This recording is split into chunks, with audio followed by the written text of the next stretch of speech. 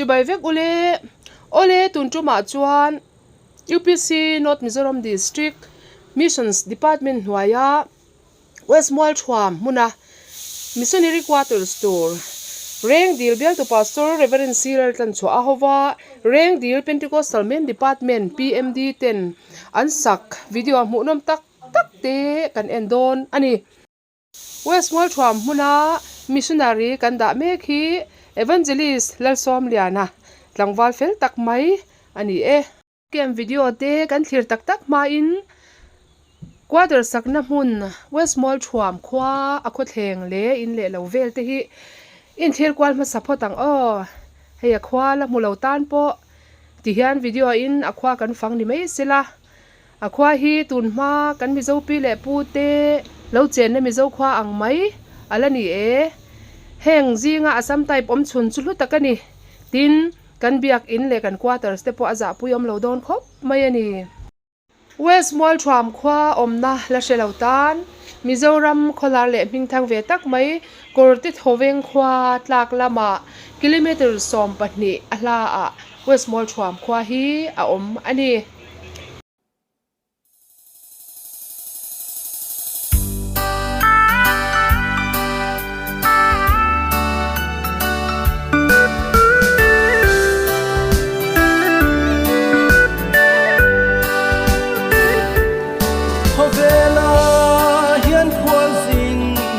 kan ni lal thung quang tura ko kan ni lal thung se lo ten an lo sia ve theina nang le ke yan mo pur na kan le an ki sen moi pur ngam do ne lal thung zam lo din i puang se lang nam sang trong sang te chen na rama po moi sen le chel takin lal ram ta ni thok se lang kan thu pui ber tharau po sing kho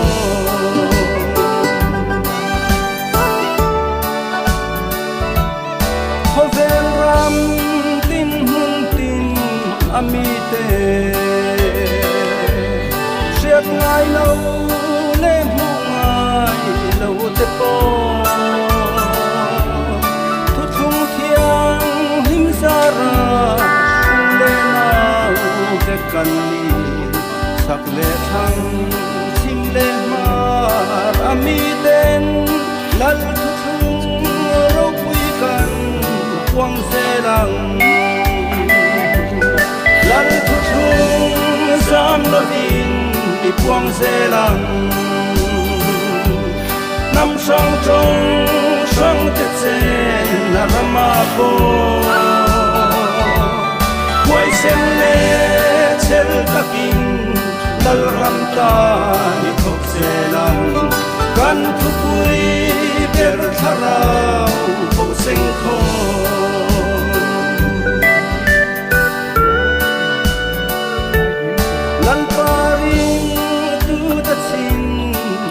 na chu dam lo te du chunga hatin lali swa mingin dam na te an di langa lal rong bol tu de trong try na chu lal bai swa na lo chang zel chi lal thu thung zam lo din i puang se lang nam sang trong sang te chen na rama po moi sen le chel takin lal ram ta ni thok se lang kan thu pui ber tharau po sing kho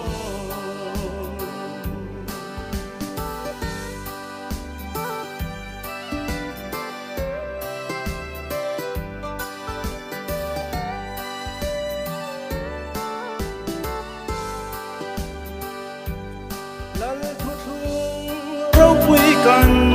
quang to ne suang ai dam na baptis masang te chan daman niyang lal pa iswa na lauti sa tuana nung natur alaw ni thuthung rau pui kan quang zel done lar thuthung zam lovin i quang zelang nam sang trong sang te chen na rama ko ole tuna hian chung ma saber kan chairman in PMD chairman chung ma saber ta ban bul kil thang lam thak ka ma kil thang ani chu bo kan chan zel ta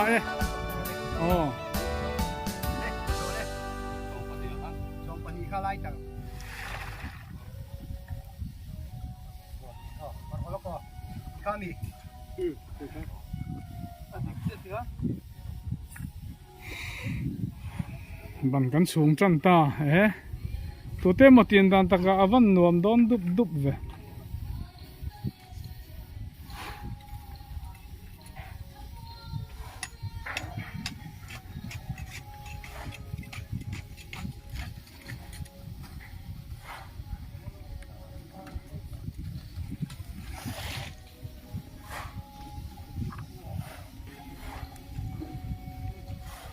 chairman xuống rồi when he go meet for it chúng ta cần một mấy cái more from feel nó cần cái câu tuatar tu ra này chúng ta hiện rem biểu PMD te when ni trong hiện sắp na cho nên mấy cái này thế này tính anh vong lâu dây boka hian là gần pastor havin mà con thấy này không có chả lý đâu gang anh điều nào ngay nữa phát tiền cái này đó đóng bao lắm này chút po tập để đâu tiền rồi đang ta nói cái kinh rồi rất là hay mà làm còn qua tại hết rồi đón khách mấy hôm điều PMD te mystery te uvik anh đi boka nụ ma nụ anh làm khách mấy thế là nào hiền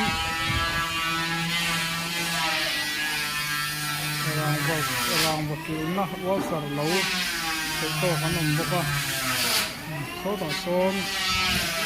yel te pa sar in anot boka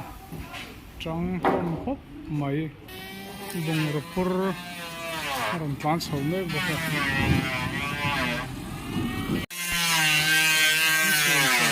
ten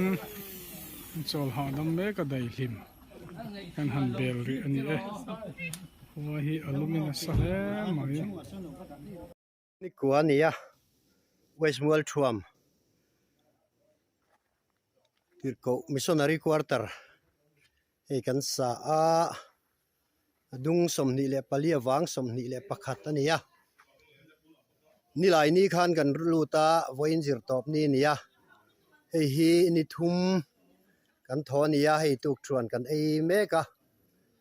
ti chuan hei hi biak in ania reng dil PMD malak na in helaya hian wakem nei nia voina hianin mianga mozat e kan upa te hovin le agam nu holam tele PMD nga mozat e hian ron thok tha ale langin nga mozat kan riak boka yan hei roi kan the tuk chuan kan ei me kania chuan hei kan biak in ania hey tuk in phei chu hey kan missions director district Klamin ei tur tui tak min hluya a check om chi te tui kan ti hle ni ti chuan hi kan hmaba ka hian chung hi ruah ten min bum ro ni lo chuan kan chi mananga chuan kan tluang ani chuan a bang nen chuan ceiling ngai bokanga hei bathroom tur ania ulai te ko chuat kan ti zo to a hi kan la no khat zo chia lo a leite hi a thenin starting an rema englai hi rem tur te om a chuan hi kan din mun ani e chút phố tập tập để bố tiên rồi đang ta nói tập kinh rồi rất là hay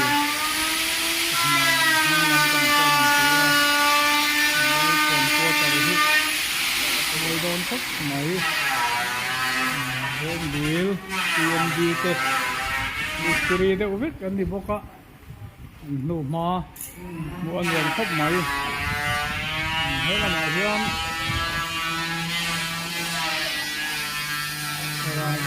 rằng vật kiểu nó quá sợ lâu sẽ to hắn nằm bốc à số tàu xôn nhiều từ qua rồi tính anh nốt bốc à trắng không hốc mấy bùng rập phur làm tan sầu mấy bốc à hei tuna hian daruk nia vela ni ya tlai daruk ti chuan hei hi kan din mun kan chua san chu ni ya a chuat ti ei la tui tha khop mai bathroom nia hei thleng sil na kan chung khapa chuan fit ver kan vua veka frame karen kan fit veka chuan đây là túi bùr mê à con cặp bùi hi cắn vua thầy là va cọp giật thọc khá lâu ôm là va chuan hey starting nền làm pon lắm nền làm mam mê à hey vậy nè mi sòng vel ron thọc boka riak sa tenen ho turin kanin ruam mana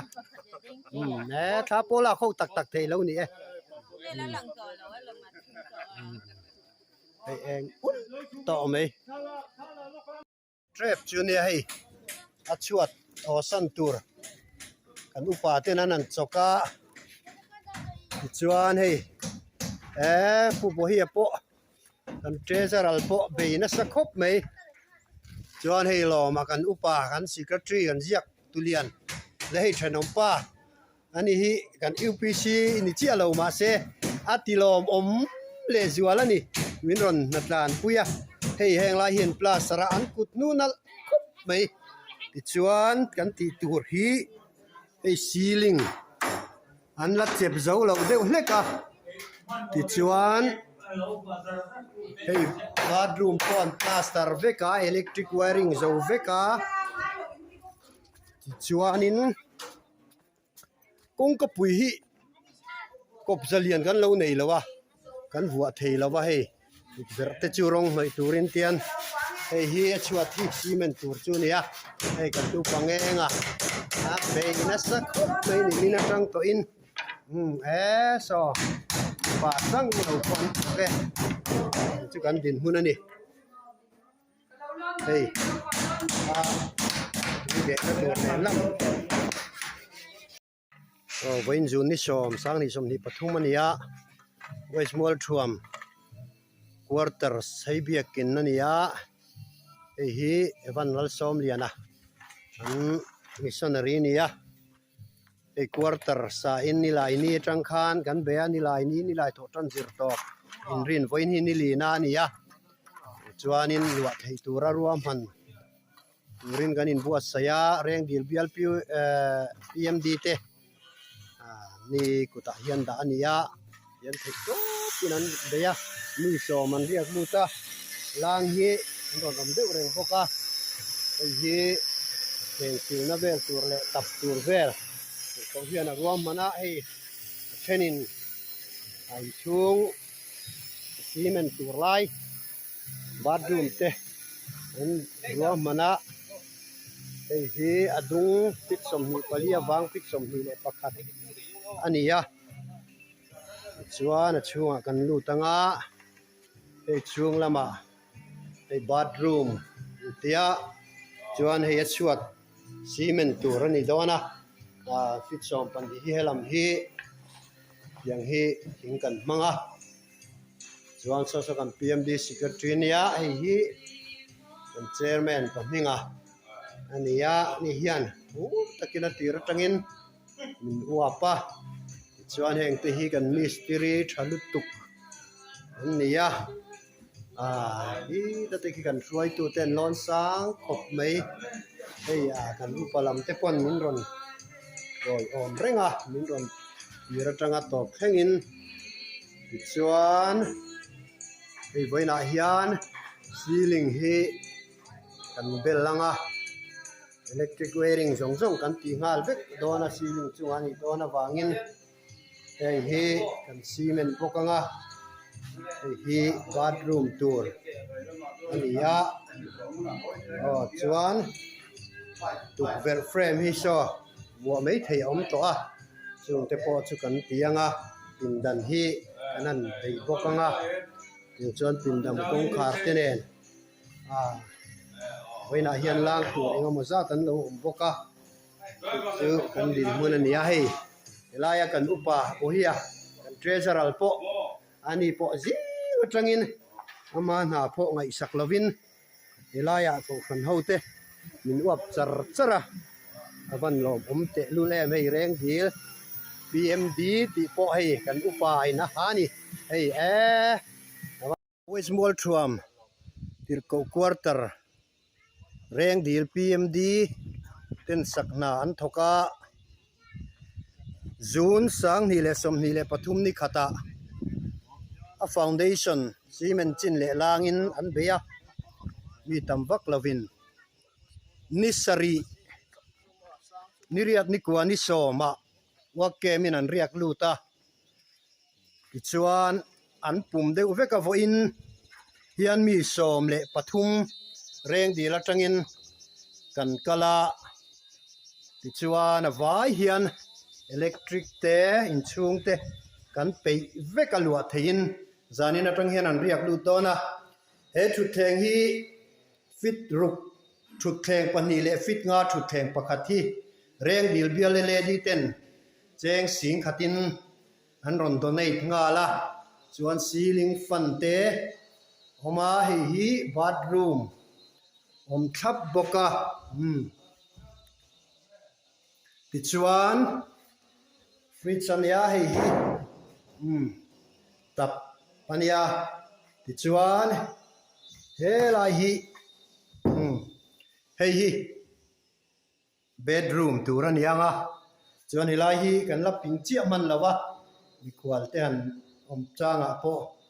tichuan nan nuam don khop mai hei hi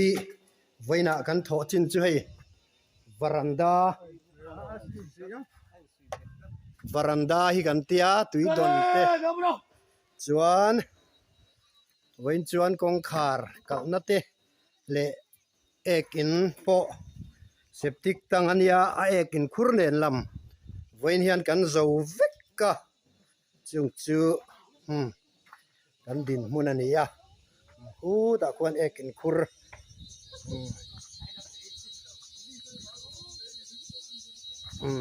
ya chuan hei hi lama tanga hnung lama tanga alandan ani hei kan ho don tre pa voin mi som ni le pathum ania zun thachungin hei hi lua thein thakhat chungin kan pe vek kani reng dil PMD te an thok chak hle mai heng zong zong hi no Mizoram district in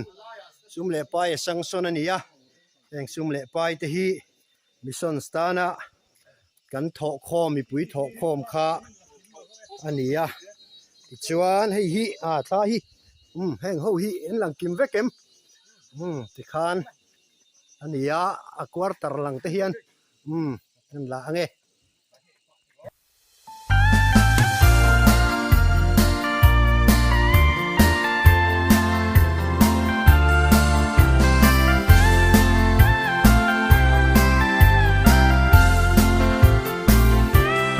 lei kum le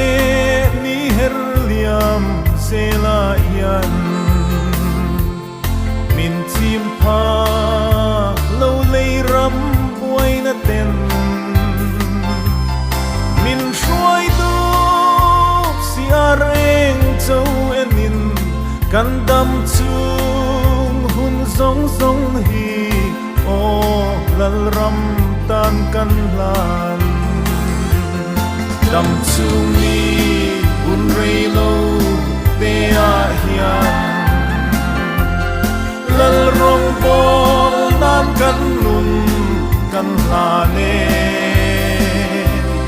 kan thorim na kan zo hun na chuan sir vayang in thokin o lal ram kan pan nang khovela lal param din turin rap chungin kan bu chi te kengin lang tin ram tin le kil tin fangin lim takin bu phal kengin o kan lo hong le ang dam chung ni un rei lo te a hian lal rong bol nan kan nun kan la ne kan thorim na kan zo hun na chuan sir vayang in thokin o lal ram kan pan nang her liamin thang van sang an kai ta e mi thiang lim lal ram mangai tu ten chan dam na tu thung puang selin an ro sum thi sen le nun o lal ram tanan hlan dam chung ni un rei lo te a hian lal rong bol nan kan nun kan la ne kan thorim na kan zo hun na chuan sir vayang in thokin o lal ram kan pan nang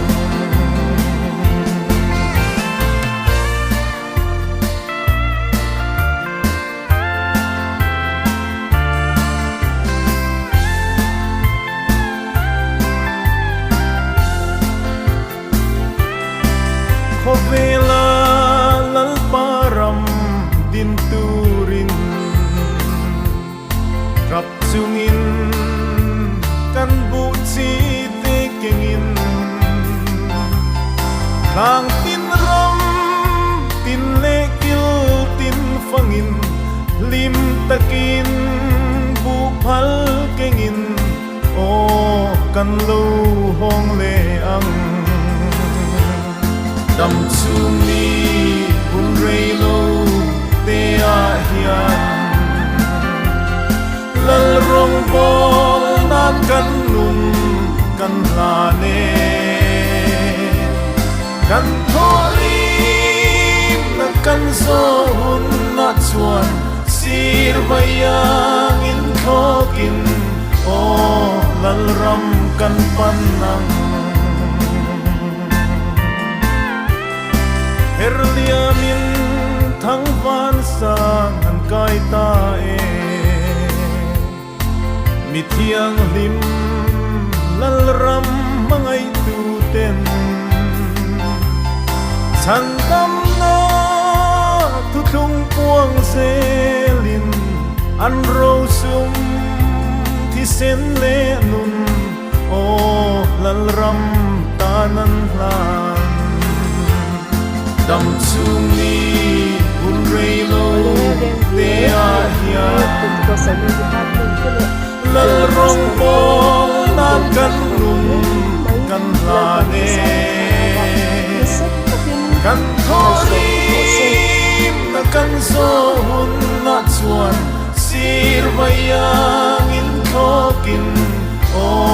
lalram kan panang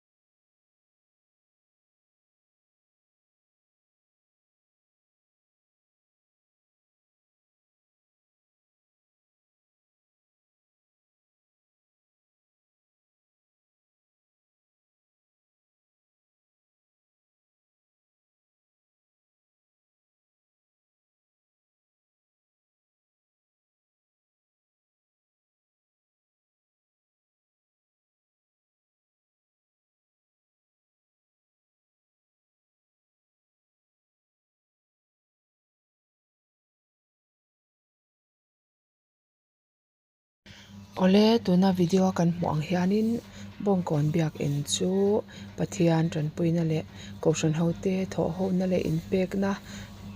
ropui tak azara sak chho mup mup alo ni ta a ti hian building ropui tak mai an lo din chuak chho ta mek ani a chuanin he biak bok satur hianin kawhran hote in pek na hi a thuk em em maya an fakom em em maya church board ten hma an hruaia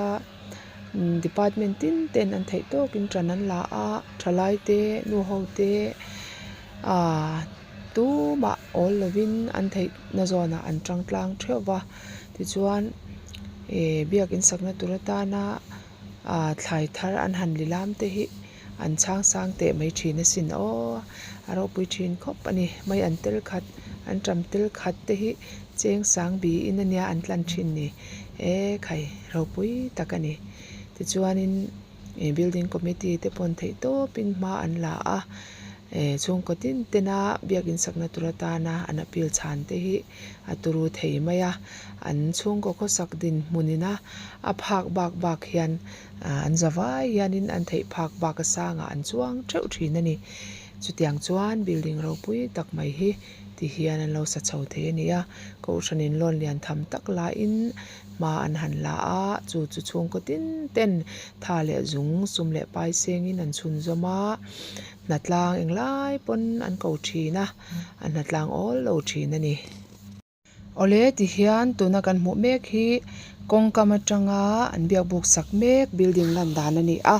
hei signboard tarna United Pentecostal Church of North East India Bongkon North Mizoram District ti hi nakina biak buk tak tak sakna tur ani a tuna kongkam mi ero hi chu dora mi nan luari a kawhran hoten sumle pailak lu narim changa mangri in a biak buk sak le zel na turatana sumle pailak lu nalan mangri ani tichuan hei feiko na atang hianin biak buk tuna biak buk atana an man mek in khom na turatana an chei bol mek panthak na ani a hnuai ber ground floor chung chia hi biak in atan an mangri ani chuan hei kongpui an ani a loilen a nuam em em a helaya in lo lang hi kan upa fel em upa Israel Boaz saya in ani a tichuan chaklama mi hi Presbyterian biak in ani ve thunga tichuan hei kongpui le lama sawn lu thlak na om boka tichuan tundin hmuna chuanin kongpui kam hi chu dor hmun ani ri ani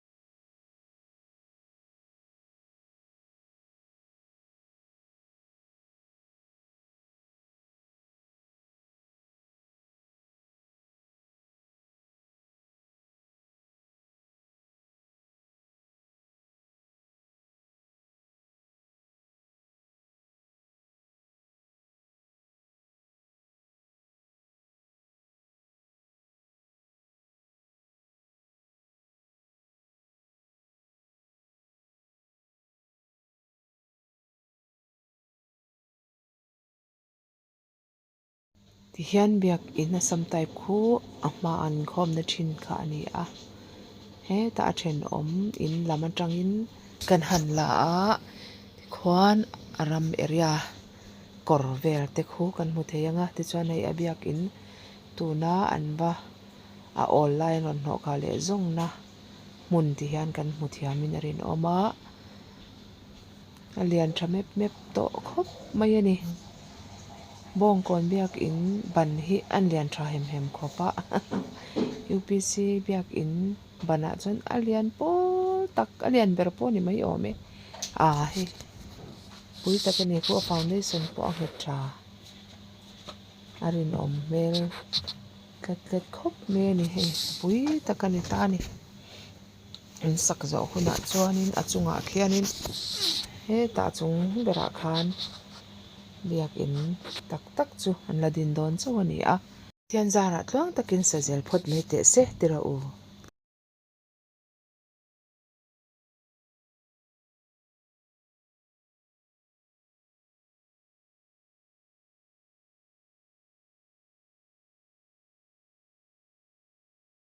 ole tuna chuan